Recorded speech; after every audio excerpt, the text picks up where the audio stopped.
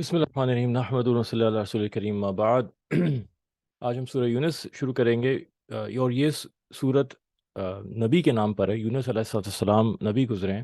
اس سورت کے اندر 109 آیتیں ہیں اور تقریباً آدھا جز لمبی سورت ہے، یہ زیادہ بڑی نہیں ہے، اور 11ویں پارے کے کچھ حصے میں یہ سورت آ جاتی ہے۔ مکی سورت ہے، اور ہر مکی صورت کی طرح اس کے اندر بھی توحید، رسالت اور آخرت کے عقائد ہیں بنیادی، جن کے اوپر بات کی گئی ہے، اور اس کے علاوہ مشرکین کے اعتراضات کے جوابات اللہ نے دیے ہیں، دلائل دیے ہوئے ہیں، اور ان کے جو فضول عقائد تھے ان کے دلائل دیے ہوئے ہیں، ان کے خلاف دلائل دیے ہوئے ہیں اور رد کیا ہوا ہے ان کو۔ اور یونس علیہ السلام اور ان کی قوم کا اس کے اندر تھوڑا سا ذکر ہے، جس کے اوپر سورت کا نام رکھا گیا۔ اور یہ بتایا گیا ہے کہ مکے کے مشرکین کو کہ یونس علیہ السلام کی قوم بالکل آخری وقت کے اندر جو ہے وہ ایمان لے آئی، جس کی وجہ سے اللہ پاک نے ان کے اوپر سے عذاب کو ہٹا لیا، اور اگر جس طرح سے وہ ایمان لائے گا تم بھی ایمان لے آؤ گے تو اللہ تمہارے اوپر سے بھی عذاب ہٹا لے گا اور تمہیں بھی بچا لے گا۔ اور پھر شروع میں اس طرح ہوتا ہے کہ اللہ پاک مشرکوں سے نبی پاک صلی اللہ علیہ وسلم سے یہ کہتے ہیں کہ آپ مشرکوں سے پوچھیں، قل من يرزقكم من السماء والارض امن يملك السمع والابصار ومن يخرج الحي من الميت ويخرج الميت من الحي ومن يدبر الامر۔ اللہ نبی پاک سے کہہ رہے ہیں آپ ان سے پوچھیں کہ تمہیں آسمان سے زمین سے کون رزق دیتا ہے، کون ہے جو تمہیں، جو کانوں اور آنکھوں کا مالک ہے تمہارے، جس نے تمہیں بصارت دی، جس نے تمہیں سماعت دی، وہ کون ہے جو زندوں کو مردوں سے مردہ کرتا ہے، مردے سے اور مردے کو زندہ سے نکالتا ہے، زندوں کو مار دیتا ہے اور مرے ہوئوں کو زندہ کرتا ہے، اور وہ کون ہے جو تمام کاموں کی تدابیر فرماتا ہے اور سب اس کے حکم سے ہوتے ہیں۔ تو اللہ فرماتے ہیں جو آپ ان سے یہ پوچھیں گے تو یہ مشرکین بھی یہی کہیں گے، فَسَيَقُولُونَ اللَّهُ، کہ اللہ سے ہی سارا کام ہوتا ہے، اللہ ہی کرتا ہے سارا کام۔ اور پھر آپ ان سے کہیے کہ پھر تم ڈرتے کیوں نہیں ہو، پھر تم کیوں شرک کرتے ہو؟ تو مشرکین بھی اللہ کو مانتے تھے اور اللہ پہ ان کا یقین تھا، بس وہ اس کے ساتھ شرک کرتے تھے کہ یہ بت ہیں، یہ سفارشی ہیں، اور یہ فرشتوں کو بیٹیاں بنا دیا اور وغیرہ وغیرہ، اس طرح کی فضول حرکتیں کرتے تھے وہ۔ پھر اللہ تعالیٰ نے اس صورت کے اندر بھی ایک چیلنج دیا ہے، قُلْ فَأْتُوا بِسُورَةٍ مِّثْلِهِ، کہ یہ کہتے ہیں آپ سے مشرکین کہتے ہیں کہ یہ قرآن جو ہے یہ جھوٹا کلام، تم خود بنا کے لے آئے ہو، تو اللہ کی طرف سے نہیں ہے یہ، نعوذ باللہ۔ بلکہ ان سے کہیں کہ نہیں، یہ تو پرانی کتابوں کی تصدیق کرنے والا ہے، یہ ہرگز ہرگز بنایا ہوا کلام نہیں ہے کسی انسان کا، اور اگر تم سمجھتے ہو کہ کسی انسان نے بنایا، قُلْ فَأْتُوا بِسُورَةٍ مِّثْلِهِ وَادْعُوا تم ایک سورت بنا کے لے آؤ، وَادْعُوا مَنِ اسْتَطَعْتُم مِّن دُونِ اللَّهِ إِن كُنتُمْ صَادِقِينَ، اللہ کے علاوہ جس کی مدد چاہو لے آؤ، جس کو اپنی مدد کے لیے لانا چاہو لے آؤ، اور سب مل کے ایک سورت کی جیسی بنا دو، کوئی اس قرآن جیسی، اگر تم سمجھتے ہو کہ یہ انسان کا بنایا ہوا کلام ہے۔ تو 3 جگہ پہ قرآن نے اللہ نے چیلنج کیا، ایک جگہ کہا پورا قرآن بنا کے لے آؤ، پھر کہا اچھا اور ہلکا کر دیتے ہیں 10 صورتیں بنا کے لے آؤ، اور پھر اس کے اوپر اللہ نے کہا کہ بھئی ایک صورت ہی کوئی بنا کے لے آؤ۔ اور ان سارے چیلنجز کے باوجود، اور انہوں نے کوشش بھی کی، بڑے بڑے شعراء، بڑے بڑے ادیب تھے وہاں پہ عرب کے اندر، اور فصاحت اور بلاغت جو ہے کلام کی ان کی جو تھی وہ مشہور تھی، اور لیکن وہ انہوں نے بنایا، انہوں نے کوشش بھی کیا، لیکن خود ہی ریجیکٹ کر کے پھینک دیا۔ ضرورت ہی نہیں پڑی کہ کوئی آئے اور کوئی فیصلہ کرے، خود ہی انہوں نے کہا کہ یہ فضول ہم نے جو بنایا ہے یہ تو ایسی فضول سی بنائی ہے چیز۔ اور پھر اللہ فرماتے ہیں قیامت کے بارے میں کہ ظالم لوگ جو ہیں وہ جب قیامت میں اپنا حشر دیکھیں گے تو وہاں کوشش کریں گے، وہاں چاہیں گے کہ مال دے کے چھٹ جائیں، ان کو یہ اندازہ ہوگا کہ ہمارے پاس دنیا میں کتنا مال تھا، جتنا تھا وہ سب لے لو، لیکن دنیا تو بچی نہیں اب۔ تو اللہ فرما رہے ہیں کہ زمین بھر کے بھی اگر فدیہ دینے کو تیار ہوں تو بھی وہاں اس دن کوئی لینے والا نہیں ہوگا۔ اس دن سارا کا سارا بالقسط، انصاف کے ساتھ فیصلہ ہوگا، اور کوئی مال اور کوئی چیز، کوئی رشوت، کوئی کچھ نہیں وہاں پہ چلے گی اس دن۔ اور پھر فرمایا کہ قرآن جو ہے وہ شفا ہے دلوں کے لیے، روحانی امراض کے لیے اللہ نے قرآن کو شفا بنایا ہے۔ قرآن کی آیتوں میں غور کریں، قرآن کے احکام پہ عمل کریں، اللہ کے حکم پہ چلنا شروع ہوں، اور قرآن کی آیتیں جو ہیں یہ شفا بنتی ہیں روحانی امراض کے لیے۔ پھر اللہ فرماتے ہیں قل ارائیتم ما انزل اللہ لکم من رزق فجعلتم منہ حراما وحلالا، اپنی طرف سے تم نے حرام حلال فرض کر لیے۔ مشرکین جو تھے وہ اپنی طرف سے انہوں نے، پہلے بھی سورہ مائدہ کے اندر بھی آیا ہے کہ انہوں نے عجیب عجیب طرح کی انہوں نے اپنے اوپر اپنی مرضی سے حرام حلال کیے ہوئے تھے۔ بعض جانوروں کو کہ یہ مردوں کے لیے حرام ہے، بعض جانور عورتوں کے لیے حرام ہے، بعض کا دودھ مردوں کے لیے حرام ہے، بعض کا دودھ عورتوں کے لیے، وغیرہ وغیرہ الٹی سیدھی حرکتیں خود سے انہوں نے کی ہوئی تھیں۔ اللہ ان کے اوپر طنز فرما رہے ہیں، اللہ ان کے اوپر غصہ فرما رہے ہیں کہ یہ تو اللہ کی کا لیول ہے، یہ تو اللہ کو زیب دیتا ہے کہ حلال اور حرام بتائے، اور کس چیز کو کون سی چیز حلال کرے، کون سی چیز حرام کرے۔ تم نے خود سے اپنے طور پہ طے کر لیا حرام و حلال، تم کون ہوتے ہو؟ قل اللہ اذن لکم ام علی اللہ تفترون، آپ فرمائیں ان سے، آپ پوچھیں کہ اللہ نے تمہیں اس کی اجازت دی تھی کیا، یا تم اللہ پہ جھوٹ باندھتے ہو؟ کیونکہ حرام حلال کا تعلق تو دین سے، اور دین آتا ہے آسمانوں سے، اللہ کی طرف سے آتا ہے، تو انسان خود سے ہی طے نہیں کر سکتا، کوئی مفتی طے نہیں کر سکتا، کوئی عالم طے نہیں کر سکتا، یہ تو اللہ کی طے کی ہوئی چیزیں ہیں۔ یہاں تک کہ اللہ کے رسول صلی اللہ علیہ وسلم اپنے طور پہ کچھ نہیں کر سکتے، اللہ کے رسول بھی جو بولتے ہیں، انبیاء جو بتاتے ہیں، وہ اللہ کی طرف سے ہوتا ہے۔ اور پھر فرمایا الا ان اولیاء اللہ لا خوف علیہم ولا هم یحزنون، بہت زبردست آیت ہے یہ۔ اللہ کا تعلق اختیار کریں، اللہ کی دوستی اختیار کریں، دنیا بھر کے پی آر کے چکر میں رہتے ہیں کہ اس سے پی آر بن جائے، اس سے پی آر بن جائے، اللہ سے پی آر نہیں بناتے ہم لوگ۔ فرمایا اللہ سے پی آر بنا لو تو کوئی خوف اور کوئی غم نہیں آئے گا۔ حزن کہتے ہیں ایسے غم کو جو کمر توڑ دے، تو اللہ یہاں فرما رہے ہیں اللہ کے دوست، ارے اللہ، اللہ کا جو لفظ آتا ہے وہ خبردار کرنے کے لیے، اٹینشن کے لیے آتا ہے، اٹینشن، خبردار ہو جاؤ، ہوشیار ہو جاؤ، سن لو، ایک بہت اہم بات بتائی جا رہی ہے، اللہ کہ بے شک اللہ کے دوست وہی وہ ہیں جن کو کبھی جو خوف نہیں پیش آتا، ان کو کبھی کمر توڑ غم نہیں ہوتا کبھی ان کو، اور الذین آمنوا وکانوا یتقون، اور یہ تو وہ لوگ ہیں جو ایمان لائے اور تقوی اختیار کرتے ہیں، یہ اللہ کے دوست بن سکتے ہیں، اور کوئی اللہ کے دوست نہیں بن سکتا۔ کوئی نسبت، کوئی خاندان، کوئی کچھ چیز اللہ کے یہاں جو ہے وہ وجہ نہیں بن سکتی کامیاب قربت کی، صرف جو ہے تقوی پرہیزگاری جو ہے اللہ کی دوستی دلاتی ہے۔ اللہ کے دوست بننے کی کوشش کرنی چاہیے۔ اور فرمایا لہم البشرا فی الحیات دنیا و فی الآخرہ، دنیا میں بھی ان کی دنیا کی زندگی میں بشارت ہے، اور آخرت میں بشارت ہے۔ عبداللہ ابن عباس رضی اللہ عنہما نے فرمایا دنیا کی بشارت یہ ہے کہ موت کے وقت فرشتے بشارت لے کر آتے ہیں اور اللہ تعالیٰ کی رضامندی کی خوشخبری سناتے ہیں۔ یہ زندگی کے اندر بشارت، موت کے قریب جس وقت ابھی وہ زندہ ہے اور فرشتے اس کو نظر آ رہے ہیں تو اس کو یہ بشارت سنائی جاتی ہے۔ اور آخرت میں بشارت کا مطلب ہے کہ جیسے ہی روح پرواز ہوگی تو عالم بالا کی طرف لے جایا جائے گا اور اللہ کی رضامندی کی خوشخبری دی جاتی ہے۔ پھر فرمایا إِن يَتَّبِعُونَ إِلَّا الظَّنَّ وَإِنْ هُمْ إِلَّا يَخْرُصُونَ، یہ مشرکین جو ہیں یہ صرف اپنا گمان کے پیچھے چلتے ہیں، اور یہ آج کل بہت بڑا مرض ہے، اور آج کی زبان میں اس کو اگر ٹرانسلیٹ کروں میں تو یہ کہے گا آئی تھنک۔ یہ آئی تھنک جو ہے یہ بہت بڑا مسئلہ بنا ہوا ہے کہ یہ ہر چیز کے پیچھے آئی تھنک ہوتا ہے۔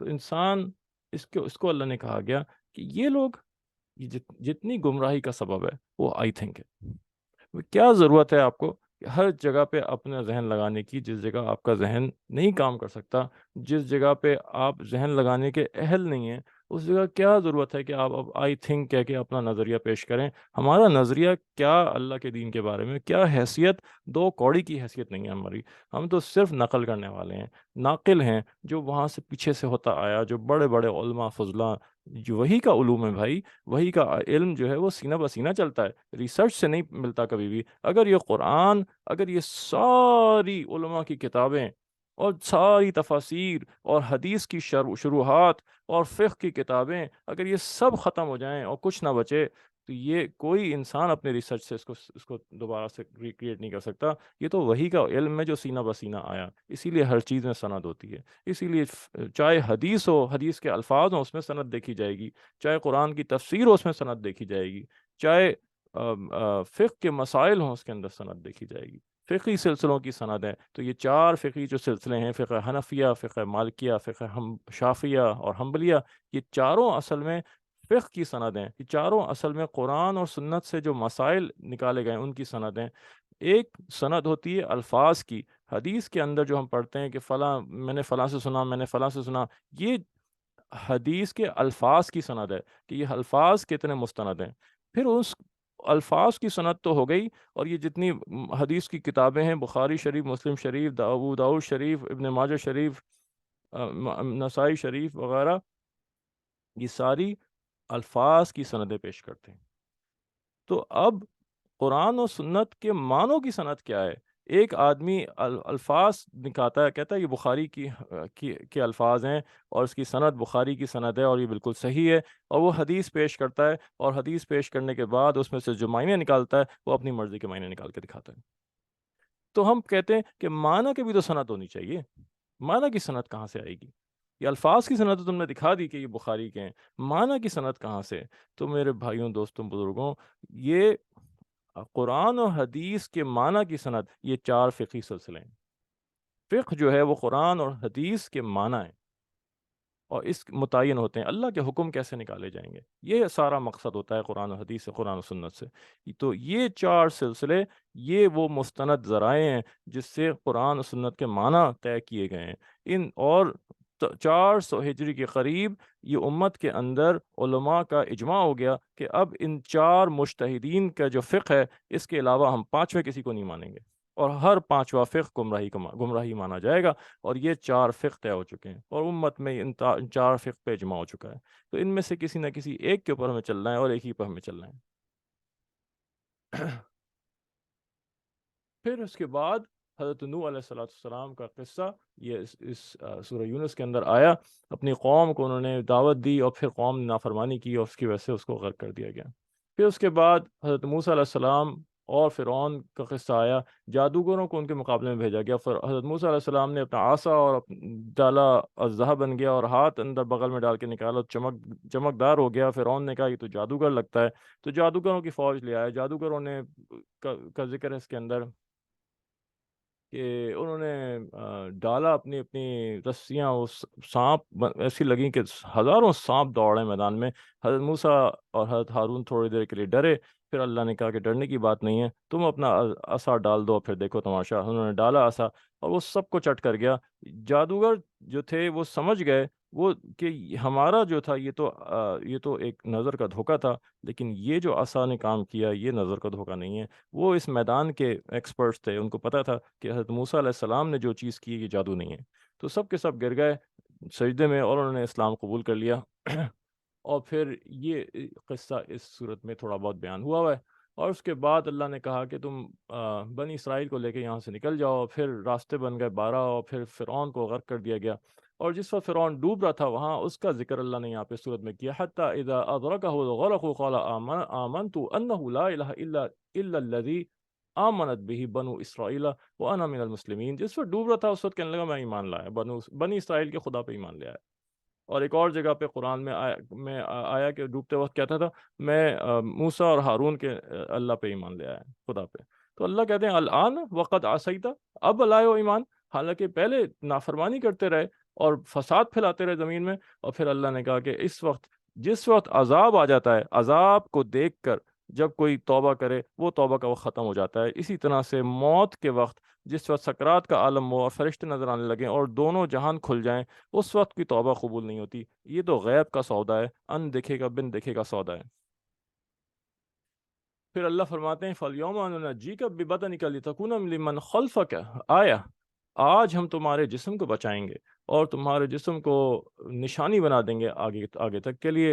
اور پھر یہ بعد میں فرعون کا جسم ملا، اور اس کو پھر جو ہے ہزاروں سال تک بغیر کسی مسالوں کے، بغیر کسی پریزرویشن کے، سمندر کے اندر ہزاروں کروڑوں مخلوقات کھانے والی اور پانی خراب کر دینے، سڑا دینے والا، اور یہ اللہ کا حکم تھا کہ اللہ نے سمندر پہ اور اس کی ہر چیز پہ حرام کر دیا وہ جسم، کوئی اس کو چھو نہیں سکتا تھا، کوئی اس کو خراب نہیں کر سکتا تھا۔ اور وہ ملا، اور پھر اس کو عجائب گھر میں رکھ دیا گیا۔ اور مورس بکائی جو انہوں نے کتاب لکھی، یہ فرینچ ڈاکٹر تھے، ریڈیولوجسٹ اور اس قسم کی چیزوں میں کے ماہر۔ انہوں نے ان کو بلایا گیا، یہ جو وہ ممی فرعون کا جسم ملا، پھر وہ رکھ دیا گیا عجائب گھر میں۔ پھر تھوڑے عرصے بعد وہ خراب ہونا شروع ہوا، تو ان کو بلایا گیا اس کے ٹریٹمنٹ کے لیے کہ اس پہ کوئی وائرس لگ گیا ہے۔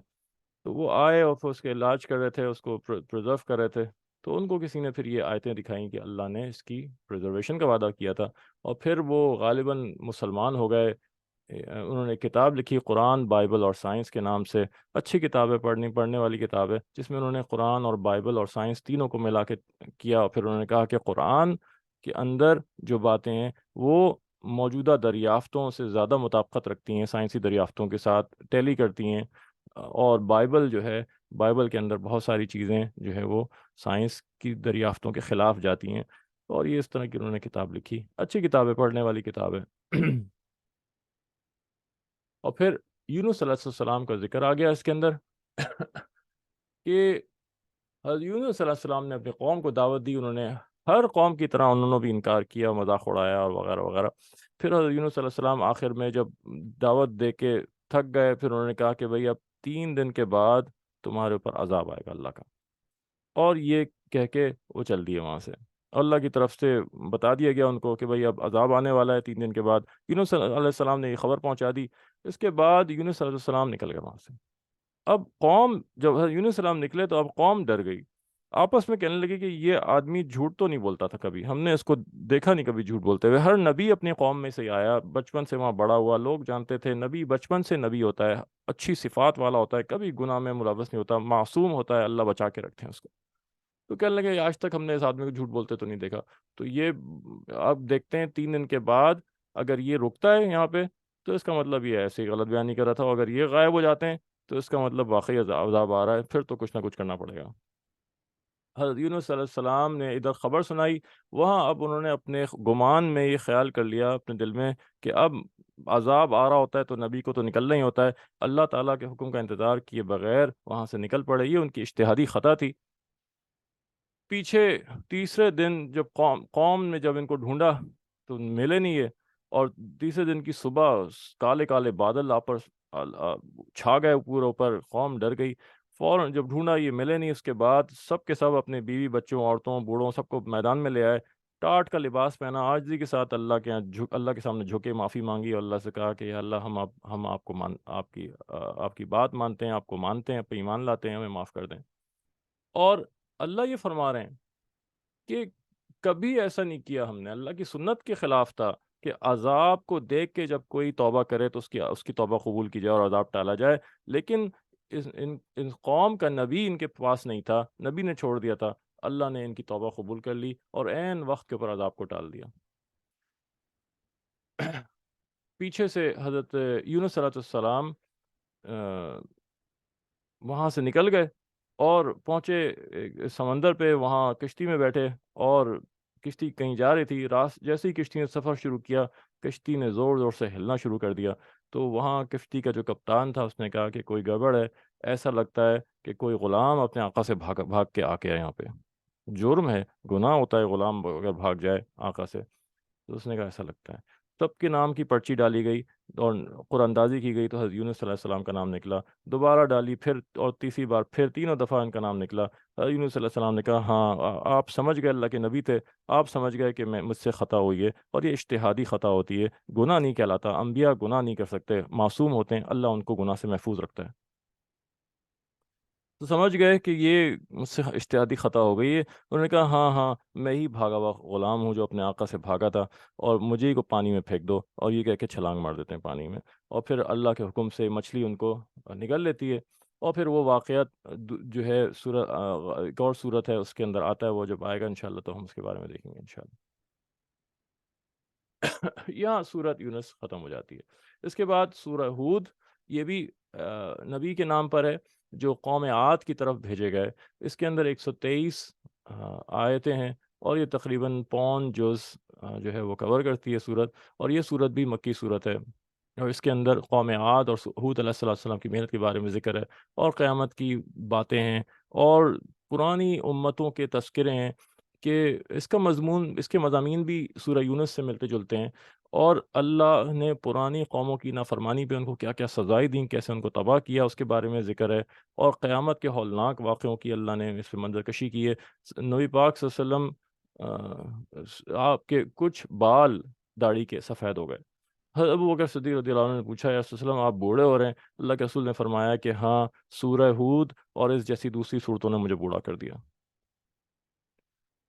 اور یہاں پہ شروع ہوتا ہے تو اس میں اللہ یہ فرماتے ہیں کہ زمین پر جتنے بھی چلنے پھرنے والے ہیں سب کا رزق اللہ کے ذمہ ہے، اور یہ یقین ہونا چاہیے کہ رزق اللہ کی طرف سے پورا پورا آئے گا۔ اللہ نے جس کا جتنا رزق دیا، حضرت عبداللہ ابن مسعود رضی اللہ عنہ سے روایت ہے، نبی پاک صلی اللہ علیہ وسلم نے فرمایا کہ جبرائیل علیہ السلام نے یہ مجھے بتایا کہ جب تک کسی شخص کو اپنا پورا رزق نہیں مل جائے گا اس وقت تک اس کو موت نہیں آ سکتی۔ یہ جو کہتے ہیں نا کہ وقت سے پہلے بیچارہ مر گیا، کوئی وقت سے پہلے نہیں مرا کرتا، ہر آدمی جس کا انتقال ہوگا وہ وقت پہ ہی ہوگا اپنے۔ تو فرماتے ہیں کہ، اور یہ جو حدیث شریف ہے یہ تو جمعے کے خطبوں میں پڑھی جاتی ہے، وَأَجْمِلُ فِي الطَّلَبِ وَتَوَكَّلْ عَلَيْهِ إِنَّ اللَّهَ يُحِبُّ الْمُتَوَكِّلِينَ، کہ دیکھو رزق تو ہر ایک کو اپنا پورا پورا ملے گا، لہٰذا رزق طلب کرنے میں خوبی کا خیال رکھو، حلال طریقے سے لو، حرام طریقے سے نہ لو، کیونکہ جو تمہارے نصیب کا ہے وہ تمہارے پاس ضرور آئے گا۔ تم حرام سے لو یا حلال سے لو، یہ تمہارے اوپر اللہ نے چھوڑ دیا۔ وَهَدَيْنَاهُ النَّجْدَيْنِ، دونوں راستے دکھا دیے، گناہ کا اور ثواب کا، اور صحیح راستہ۔ تو اللہ کے رسول فرما رہے ہیں دیکھو جو تمہیں ملنا ہے وہ ضرور مل کے رہے گا، لہٰذا رزق ڈھونڈنے میں اچھی جگہ سے ڈھونڈو، حلال طریقے سے لو، اللہ کی نافرمانیوں کے طریقے سے نہ طلب کرو۔ اور دوسرا فرمایا وَأَجْمِلُوا فِي الطَّلَبِ، درمیانی راستہ اختیار کرو، پاگل نہ ہو جاؤ رزق اختیار کرنے، رزق کمانے کے چکروں میں، کہ صبح کا بھی ہوش نہ رہے، شام کا بھی ہوش نہ رہے، نمازوں کا بھی ہوش نہ رہے، گھر والوں کا بھی ہوش نہ رہے، صبح سے شام تک 2 2 3 3 جابیں کر رہے ہو۔ تو اللہ کے رسول فرما رہے ہیں اجملوا فی الطلب، درمیانی راستہ اختیار کرو، نہ تو بالکل سست قائل بیٹھے رہو گھر میں، یہ بھی اللہ کو پسند نہیں، اللہ کو حرکت پسند ہے، اللہ کو محنت پسند ہے، اور نہ ایسے پاگل ہو جاؤ کہ کسی اور چیز کا خیال ہی نہ رہے۔ فرائض کہا کہ کسب الحلال، اللہ کے نبی فرمایا کسب الحلال فریضہ بعد الفرائض، حلال کمانا جو ہے وہ فرض ہے، لیکن فرائض دوسرے جو فرائض اللہ نے دیے ہیں، فرض عبادات دی ہیں، ان کے بعد فرض ہے۔ لوگ نماز چھوڑ رہا ہوتا ہے کہ میری بیوی بچوں کی ذمہ داری اللہ نے رکھی ہے، میں حلال کماؤں یا کیا کروں یا نمازیں پڑھوں، تو بھائی نماز کی معافی نہیں ہے، نماز سب سے پہلی چیز ہے جو اللہ نے، سب سے ضروری چیز اللہ نے رکھی ہوئی ہے، اور اس کے بعد یہ فرائض آتے ہیں۔ نماز چھوڑ کے جو کرے گا، اب اس نے اپنے رزق کو حلال رکھا کہاں؟ کہنے ایک تذکرہ ہے، ایک بات ہے کہ جس نے اتنا بڑا اللہ کا حکم چھوڑ دیا، اس نے کمائی میں سے برکت ہٹا لی۔ پھر ایک حدیث شریف آتی ہے، نبی پاک صلی اللہ علیہ وسلم نے فرمایا الرزق یطلب العبد کما یطلبہ اجلہ، کہ بے شک رزق بندے کے پیچھے ایسے بھاگتا ہے جیسے موت اس کے پیچھے بھاگتی ہے۔ کیسی عجیب بات فرمائی۔ تو یہ جو ہے یہ یقین بنانا، اور اس کی یہ ضروری ہے، اتنا یقین بنانا ضروری ہے۔ پھر منکرین کو چیلنج کہ قرآن جیسی 10 صورتیں بنا کر لے آئے ہیں، اس میں پہلے اس پچھلی صورت میں سورہ یونس میں ایک صورت کا تھا، یہاں 10 صورتوں کا بیان ہے اس کے اندر۔ قُلْ فَأْتُوا بِعَشْرِ سُوَرٍ مِثْلِهِ، تم ہم سے کہہ دیں کہ 10 صورتیں جیسی بنا کر لے آؤ۔ تو یہ پرانا چیلنج تھا، اور سورہ یونس کے اندر پھر اور تخفیف کر دی، اچھا یار 10 تو بہت ہیں، تم ایک ہی لے آؤ تو بہت بڑی بات ہے، وہ ایک بھی نہیں لا سکتے۔ اور پھر اللہ نے فرمایا کہ من کانا یرید الحیات الدنیا وزینتها نوفی الیہم اعمالہم فیہا وہم فیہا لا یبخسون، کہ جو دنیا اور اس کی خوبصورتی اور اس کی لگژریز کو چاہتا ہے اور اسی کے پیچھے پڑا رہتا ہے، آخرت کو چھوڑ دیتا ہے، یعنی دنیا کے چکر میں آخرت کو کمپرومائز کر دیتا ہے۔ دنیا اور اس کی لگژریز کو حاصل کرنا گناہ اس وقت بنے گا جب اس کے لیے آخرت کی قربانی دے دی جائے، اللہ کے حکموں کو توڑا جائے۔ اللہ کے حکموں پہ چلتے ہوئے جتنی لگژریز حاصل کی جائیں یہ بری نہیں ہے، یہ جائز ہیں، اور اس میں برکت بھی ہوگی۔ تو اللہ فرماتے ہیں، یہاں پہ فرما رہے ہیں کہ دنیا اور اس کی لگژریز آخرت کے بدلے میں لے رہا ہے، آخرت کو چھوڑ رہا ہے، کمپرومائز کر رہا ہے۔ اللہ فرماتے ہیں ہم اس کے جتنے بھی اعمال ہوں گے وہ دنیا میں پورا کر دیں گے۔ ایمان نہیں ہے اس کے پاس، یہاں بے ایمان شخص کی بات ہو رہی ہے جو کافر ہے، کیا اس کے جتنے بھی اچھے اعمال ہوں گے، لوگ مسلمان کہتے ہیں نا یہ کافر اتنے اچھے اعمال کر رہے ہیں، اتنے لوگوں کو کھانا کھلا رہے ہیں، یہ کر رہے ہیں وہ کر رہے ہیں، ان کا کیا ہوگا، یہ کیسے جائیں گے؟ بڑی تکلیف ہو رہی ہوتی ہے مسلمانوں کو، اور یہ کہتے ہوئے دعوت کی محنت تو کرتے نہیں، ہم اپنے فرائض پورے نہیں کر رہے ہوتے کہ ہم جائیں اور وہ اتنے اچھے ہیں تو ہم ان کو جا کے ایمان کی دعوت دیں، اور ہم دعوت کو اپنا مقصد بنائیں جو اللہ نے بھیجا ہے جس کام کے لیے ہمیں، اور بس چاہتے یہ ہیں کہ فتوے مل جائیں ہمیں کہ نہیں یہ کوئی بھی کافر جو ہے یہ جنت، یہ سب جہنم میں نہیں، کوئی نہیں جائے گا، یہ سب بھی اپنے اچھے اعمال سے جنت میں چلے جائیں گے۔ ایسا نہیں ہوتا میرے بھائی۔ اللہ نے کہا ہے ایمان کے بغیر انٹری نہیں ہے، کلمہ لا الہ الا اللہ جنت کا پاسپورٹ ہے، اس کے بغیر انٹری نہیں مل سکتی وہاں پہ۔ تو اللہ فرماتے ہیں دنیا میں مل جائے گا پورا پورا، جو انہوں نے نیک کام کیے اچھے کیے دنیا میں مل جائے گا، آخرت میں اور اس میں ان پر ظلم نہیں ہوگا آخرت میں۔ لیکن اولئک الذین لیس لہم فی الآخرۃ الا النار، لیکن یہ وہ لوگ ہیں جنہوں نے کلمہ نہیں پڑھا، جو اللہ کو مانا نہیں، جنہوں نے، آخرت میں ان کے پاس آگ کے علاوہ کچھ نہیں۔ اللہ سے تعلق نہیں ہے نا ہمارا۔ ہمیں تو یہ لگتا ہے ہم کتنے خود غرض ہیں کہ ہمیں لگتا ہے یار یہ ہمارے ساتھ کتنا اچھا کر رہے ہیں، یار یہ دیکھو یہ جھوٹ نہیں بول رہے، ہمیں چیز اچھی دے رہے ہیں، ہمارے ساتھ سچ بول رہے ہیں، معاملہ اچھا کر رہے ہیں، ہمیں تو صرف اپنا اپنا اپنا اچھا لگتا ہے۔ اللہ کے ساتھ کیا کر رہے ہیں؟ اللہ کے ساتھ شرک کر رہے ہیں، اللہ کے ساتھ بیٹا بنا رہے ہیں کسی کو، اللہ کو مان نہیں رہے، اللہ کا انکار کر رہے ہیں، اللہ سے تو ہمیں تعلق ہے ہی نہیں، ہمیں کیا پتا اللہ سے۔ حالانکہ اللہ یہ فرماتے ہیں سورہ مریم کے اندر اللہ نے فرمایا کہ تکاد السماوات کہ یہ جس وقت یہ کہتے ہیں کہ اللہ کا بیٹا ہے، اللہ فرماتے ہیں آسمان قریب ہو جاتا ہے کہ پھٹ جائے غصے سے، اور زمین اس قریب ہو جاتی ہے کہ زمین پھٹ جائے۔ اتنا بڑا جملہ یہ لوگ بول دیتے ہیں، اتنا بڑا جھوٹ بولتے ہیں کہ آسمان اور زمین لرز کے پھٹنے والے ہو جاتے ہیں، اور کہ یہ ان کو احساس نہیں ہے۔ لقد جئتم شیئا ادا، بہت بڑا تم جملہ لے کر آ گئے۔ تو یہ اللہ فرما رہے ہیں ہمیں، لیکن احساس نہیں ہے۔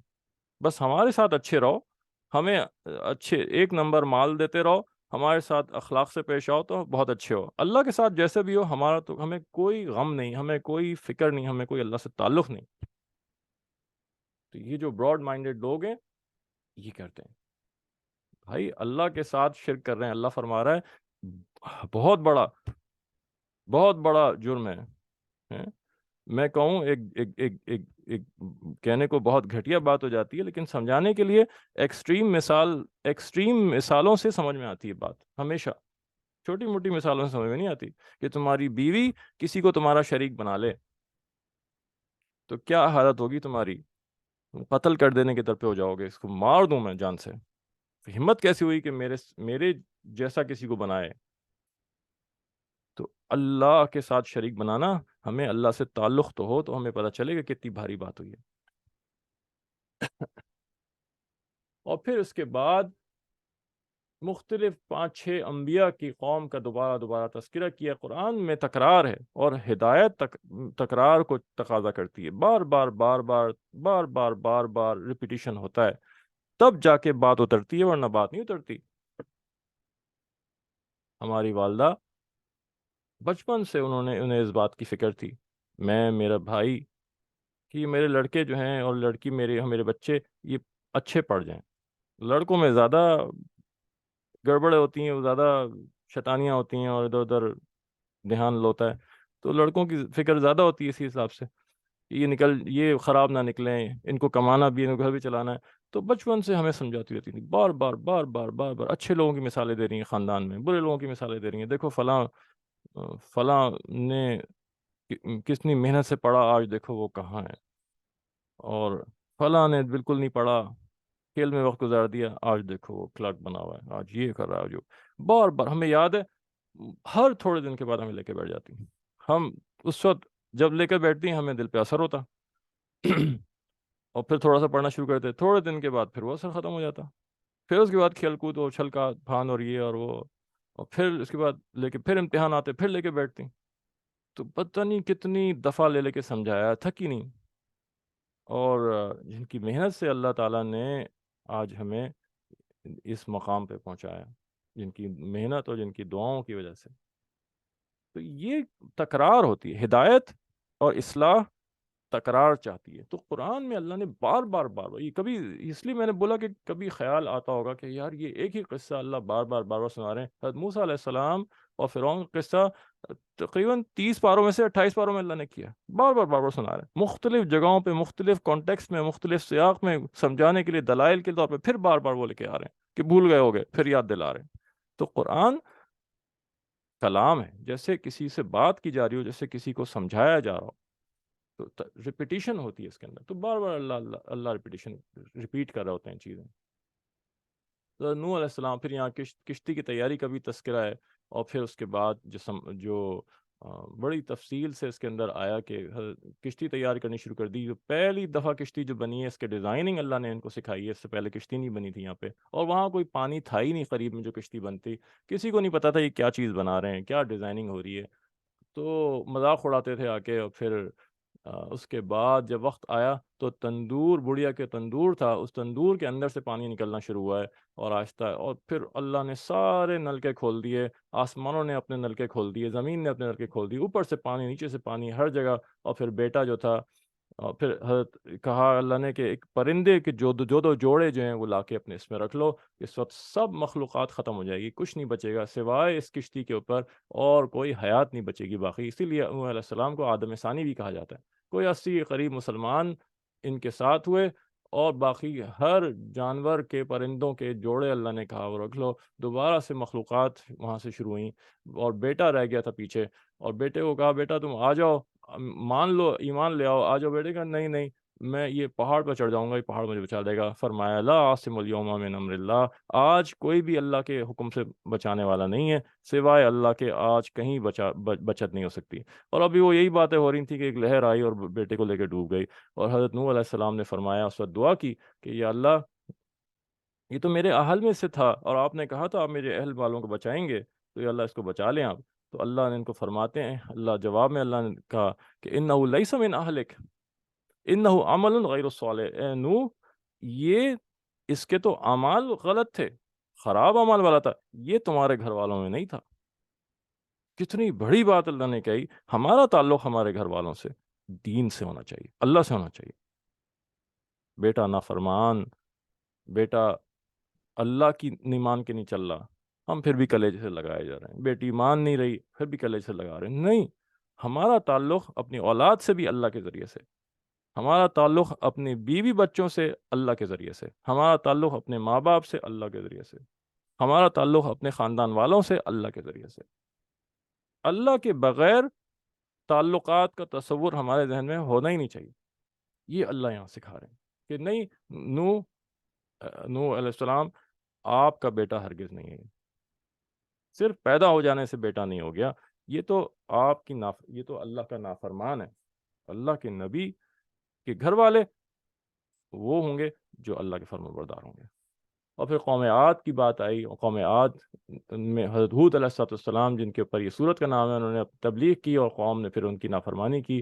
بہت اکڑ تھی، بہت طاقت تھی، اور جب کسی کو اللہ کچھ دیتا ہے تو وہ پھر اکڑ اور غرور اور تکبر میں ہو جاتا ہے، اپنی طاقت کی وجہ سے اور تکبر کی وجہ سے نافرمانی کی، اور پھر عذاب آیا اور ہلاک ہوئے۔ اسی طرح قوم سمود جو انہی کا ایک حصہ تھے، ان حضرت صالح ان کے درمیان بھیجے گئے، اور وہ جو اونٹنی والا واقعہ تھا، اور پھر اس کا مختصر ان کی محنت اور دعوت کی محنت ان کی جو ہے وہ بیان ہوئی، اور پھر انہوں نے نافرمانی کی اور ہلاک ہوئے۔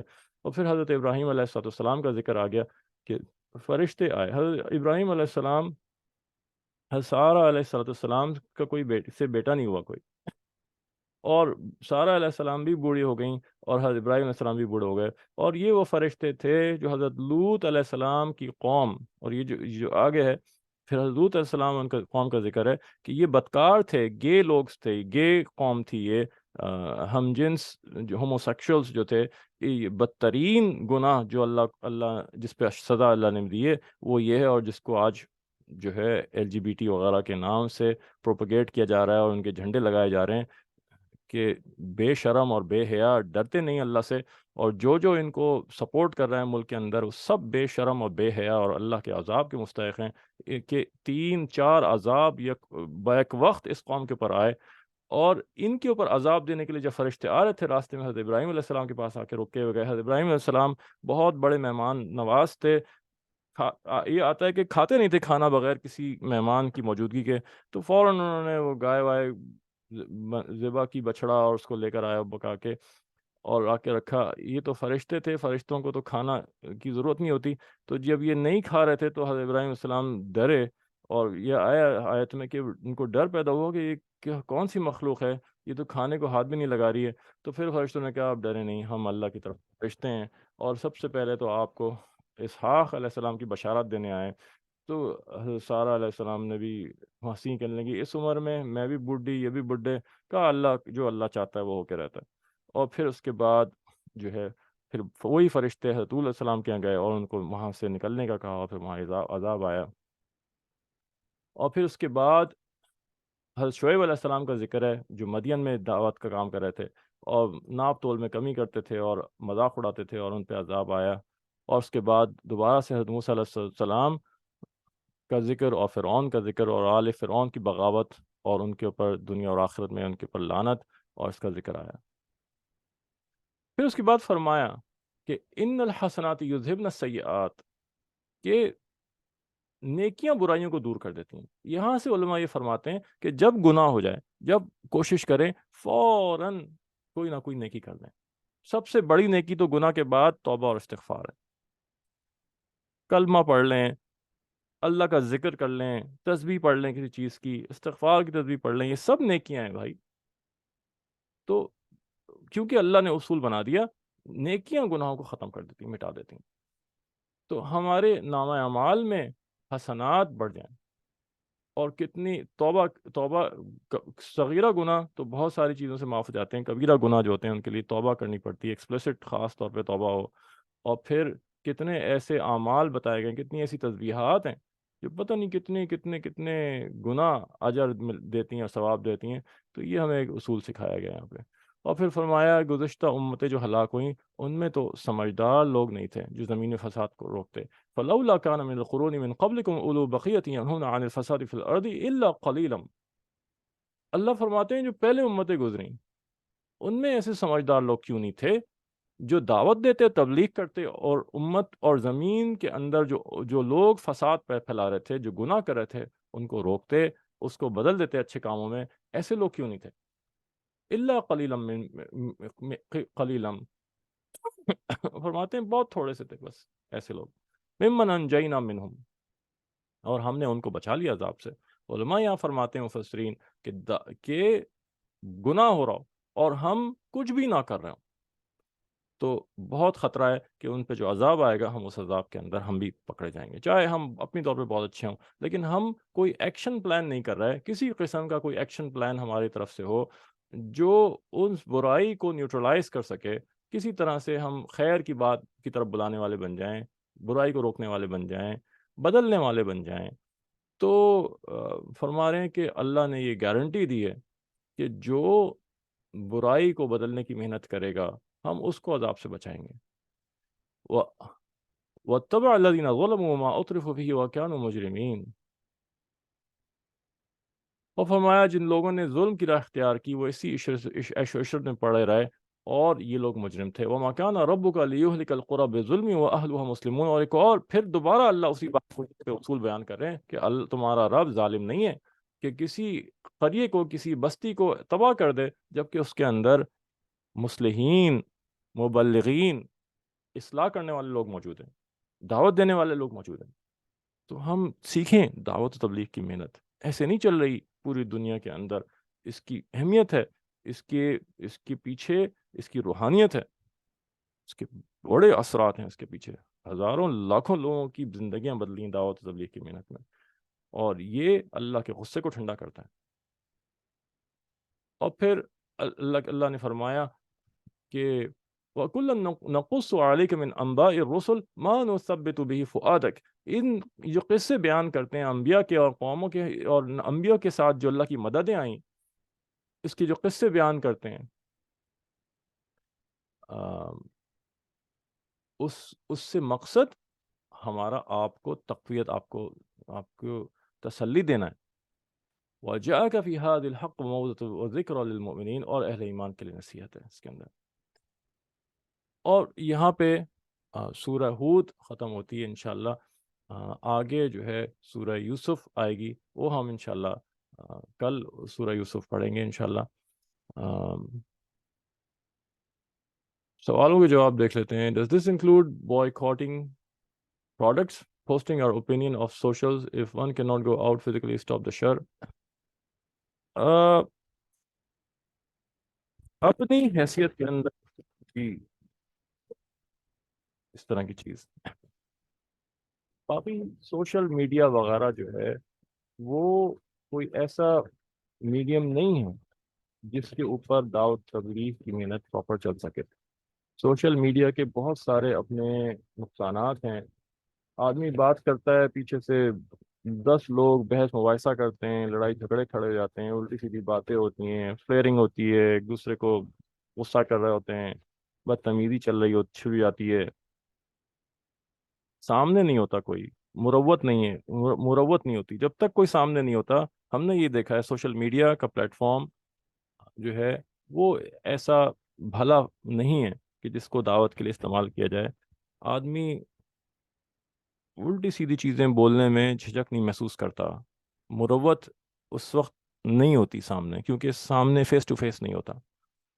تو اس سے اجتناب ہماری نظر میں کیا جائے، اور ہمیں اس میں اتنے زیادہ فوائد نظر نہیں آتے.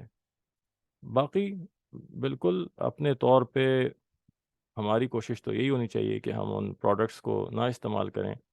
اور یہ ایک غیرت کا تعلق بھی ہے، ایمان کا تقاضا بھی ہے، اور محبت کا تقاضا بھی یہی ہے کہ آدمی اس کو چھوڑ دے، اس کو ترک کر دے. اللهم لك الحمد كما أنت فصل السليم على محمد كما أنت وافعل بنا كما أنت فإنك على التقوى المغفرة. اللهم أرنا الحق حقا وارزقنا اتباعه وأرنا الباطل باطلا وارزقنا اجتنابه. اللهم اهدنا وهد بنا وجعلنا سببا لمن اهتدى. یا اللہ ہمارے گناہوں کو معاف فرما دیجیے. جو کچھ پڑھا، جو کچھ سنا، اس کو قبول فرما لیجیے، اس کی سمجھ عطا فرما دیجیے، جو سمجھا اس پہ عمل کرنے کی توفیق عطا فرما دیجیے. ہم سے دین کا کام لے لیجیے، دعوت کی محنت میں قبول فرما لیجیے. ہمیں تقوی پرہیزگاری عطا فرما دیجیے. وصلی اللہ تعالیٰ علی حبیب محمد وعلیہ وسلم. آمین آمین یا رب العالمین.